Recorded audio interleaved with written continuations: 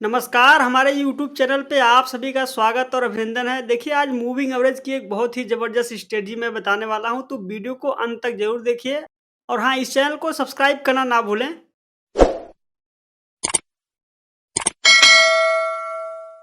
देखिए, शेयर बाज़ार में 2 तरीके के मूविंग एवरेज यूज़ किए जाते हैं। पहला है सिंपल मूविंग एवरेज, दूसरा है एक्स्पोनेंशियल मूविंग एवरेज। तो आइए सबसे पहले सिंपल मूविंग एवरेज के बारे में जानते हैं।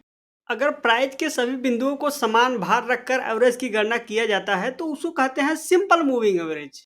एक्सपोनेंशियल मूविंग एवरेज का मतलब ये है कि जो प्राइस पे नया डाटा है उसको ज़्यादा वेटेज दिया जाता है और जो पुराना डाटा है उसको कम वेटेज दे के अगर एवरेज की गणना किया जाता है तो उसको कहते हैं एक्सपोनेंशियल मूविंग एवरेज। देखिए, सिंपल मूविंग एवरेज और एक्सपोनेंशियल मूविंग एवरेज में बहुत बड़ा डिफरेंस है। इसीलिए जब छोटे टाइम फ्रेम पर ट्रेड किया जाता है तो एक्सपोनेंशियल मूविंग एवरेज का इस्तेमाल किया जाता है और जब बड़े टाइम फ्रेम पर ट्रेड किया जाता है तो सिंपल मूविंग एवरेज का इस्तेमाल किया जाता है। तो चलिए बिना समय गंवाए स्ट्रेटजी की बात करते हैं।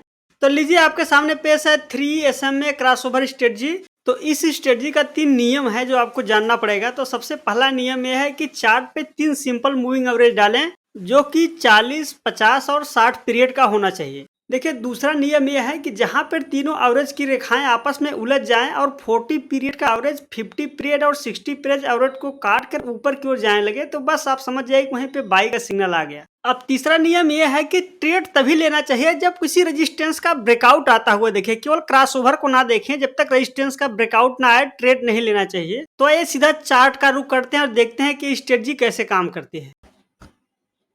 तो लीजिए, आपके सामने पेश है चार्ट। अब इस चार्ट पे मैं एक इंडिकेटर डाल लेता हूँ मूविंग एवरेज का, जो कि 3 मूविंग एवरेज डालना है और वो भी सिंपल मूविंग एवरेज। तो ये 3 सिंपल मूविंग एवरेज डाल लेता हूँ। देखिए, आपके सामने 3 सिंपल मूविंग एवरेज डाल दिया। मैं इसका सेटिंग फटाफट चेंज कर लेता हूँ। इनपुट पे जाएं और वहाँ पे डाल दें 40 पीरियड और इसका कलर वही है, थोड़ा सा लाइन को मोटा कर देता हूँ। और ये सेकेंड वाले का मूविंग एवरेज को हम डाल देते हैं 50 पीरियड और इसका कलर चेंज कर देंगे ताकि पता चलता रहे कि कौन सा मूविंग एवरेज किस पीरियड का है। तो ये 50 पीरियड का डल गया। अब 60 पीरियड का भी मूविंग एवरेज डाल देता हूँ। तो 60 पीरियड का भी एवरेज डल गया। इसका कलर चेंज कर देता हूँ। तो लीजिए, आपके सामने ये मूविंग एवरेज डल गया। अब इस चार्ट पे बड़े ध्यान से आप देखिए। तो आप देख रहे हैं कि जो ये ब्लू कलर की लाइन है ये 40 पीरियड का मूविंग एवरेज है, जो ग्रीन कलर की लाइन है वो 50 पीरियड का और जो पिंक कलर की लाइन है वो 60 पीरियड का। अब इस चार्ट पे आप ध्यान से देखें तो यहाँ पे आपको देख रहे हैं कि ये तीनों लाइन आपस में उलझ गई और 40 पीरियड का एवरेज 50 और 60 को काट के ऊपर की ओर जाने लगा। बस आप समझ जाइए कि यहाँ पे एक बुलिश सिग्नल बन गया। तो आप यहाँ पे बाई कर सकते हैं। मैं आपको, अगर आपको यहाँ दिख नहीं रहा हो क्रॉसओवर, तो मैं यहाँ पे एक एरो खींच देता हूँ जिससे आपको क्लियर कट एकदम क्रॉसओवर दिख पाए। और लीजिए, आपके सामने इस चार्ट पे ये एरो को ध्यान से देखें तो जहाँ पे लाइन बनी, एक तीर बना दिया है मैंने। यहाँ पे जैसे क्रॉसओवर हुआ आप समझ गए कि यहाँ पे कोई बुलिश सिग्नल आ गया। तो अब आपको क्या करना है कि वहाँ पे कोई रेजिस्टेंस है तो उस पे लाइन डाल देना है। तो यहाँ पे मैंने लाइन डाल दिया। आपने देखा कि जैसे ही इस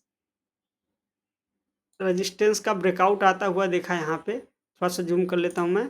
आपने देखा कि जैसे इस रेजिस्टेंस का ब्रेकआउट आता हुआ दिखा इस कैंडल पे, अब यहाँ पे बाय करते हैं। लगभग में 728 के आस-पास बाय करते हैं। आपको अब जो ब्रेकआउट तभी आप देखें, देखिए वीकली चार्ट है।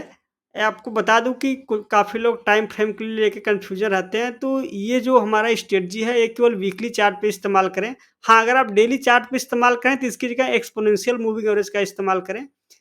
तो आप देख रहे हैं कि यहाँ पे आप बाय करते हैं 728 के आसपास। अब आपको यहाँ पे स्टॉप लॉस इसी कैंडल के लो पे लगा लेना है। यानी कि अगर वीक के अंत में इस कैंडल के नीचे जैसे ही आने लगता है प्राइस तो आपको निकल जाना है। लेकिन आपने देखा कि जैसे आपने यहाँ 728 के आसपास बाई किया, आप देखते हैं कि यहाँ से सीधा भागते हुए शेयर चला गया 1600 तक। और आप इस पीरियड में देखें तो तीनों जो एवरेज हैं वो आपस में बहुत दूर एक गैप बना के चल रही हैं। तो जब भी ऐसा होता है तो आप समझ जाइए कि प्राइस एकदम बुलिश ज़ोन में चल रहा है। तो यह है स्ट्रेटजी। अब इसी चार्ट पे अगर आप ध्यान से देखें तो जब बेयरिश सिनेरियो बनता है तो उस कंडीशन में होता ये है कि जो बड़ा एवरेज है, वो दोनों एवरेज छोटो एवरेज के ऊपर चला जाता है। यानी जो ये छोटा एवरेज है हमारा 30 पीरियड का, इसके ऊपर चला गया और जो 30 पीरियड का एवरेज है वो नीचे आ गया, तो बेयरिश सिनेरियो बन जाता है। तो इस कंडीशन में हमें वहाँ पे बाय नहीं करना है। तो हमें ये जो स्ट्रेटजी है केवल बाई के लिए है, सेल के लिए अलग से एक्सपोनेंशियल मूविंग एवरेज का इस्तेमाल करें तो ज़्यादा सेल के लिए आपको अच्छा रहेगा। ये केवल बाई के लिए है। अब अगर आप इसी चार्ट को बहुत ध्यान से किसी और दूसरे पीरियड में देखेंगे, जैसे कि आप यहाँ पे ध्यान से देखें, तो यहाँ पे आपने देखा कि ये लाइन उलझ गई आपस में और यहाँ पे अगर एक रेजिस्टेंस की लाइन डाल दें, तो यहाँ पे आपने देखा कि ब्रेकआउट आया, उसके बाद आपने बाय किया और देखिए किस तरीके से ऊपर की ओर भाग के गया स्टॉक। तो यह अब एक रियल अभी हाल-फिलहाल का अगर ईपीएल का चार्ट देखेंगे, तो वहाँ पे भी ऐसे ही सेम सिनेरियो बनता हुआ नज़र आएगा आपको। आइए एक बार ये ईपीएल का वीकली चार्ट है। अब इस चार्ट को ध्यान से देखें तो आप यहाँ देखते हैं कि तीनों मूविंग एवरेज आपस में उलझ गई और उलझने के बाद आप देख रहे हैं कि यहाँ पे एक रेजिस्टेंस था जिसका ब्रेकआउट आया। उसके बाद आप देखिए शेयर धीरे-धीरे करके ऊपर जा रहा है। तो इस तरीके से आपको पहले ट्रेड को पहचानना है। देखिए, अगर आप ट्रेड को पहले पहचान पाएँगे और उसका ब्रेकआउट आने का इंतज़ार करें। जब तक ब्रेकआउट ना आए तब तक बाई का कतई सोचना नहीं है। तो ये वीडियो आपको कैसा लगा? वीडियो को लाइक और शेयर ज़रूर करें और हाँ, इस चैनल को सब्सक्राइब करना ना भूलें। मैं आपको एक डिस्क्लेमर दे दूँ कि इस वीडियो में मैंने जिस किसी भी स्टॉक के बारे में बात किया है, किसी में भी मेरी कोई खरीदारी या बिकवाली की राय नहीं है। ये वीडियो मैं केवल और केवल एजुकेशनल पर्पज़ के लिए बना रहा हूँ। आप कोई भी स्टॉक बाय या सेल करने से पहले अपना स्वयं का एनालिसिस करें। वीडियो देखने के लिए आपका धन्यवाद।